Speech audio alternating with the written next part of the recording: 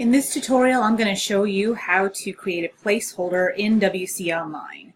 Sometimes whenever you have projects other than consultations going on, it's imperative that you have that time to do the work you need to do.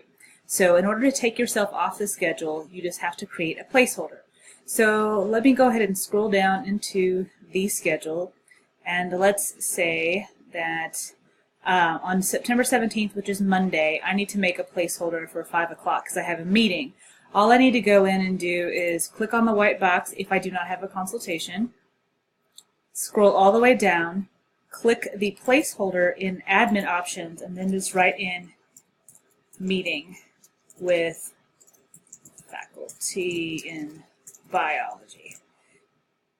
And then save the appointment. Close the window. And if you scroll down, you'll see that that block is purple. It only looks purple to administrators. It does not look purple to students. It'll just come off as blue. If you have any questions, please let me know.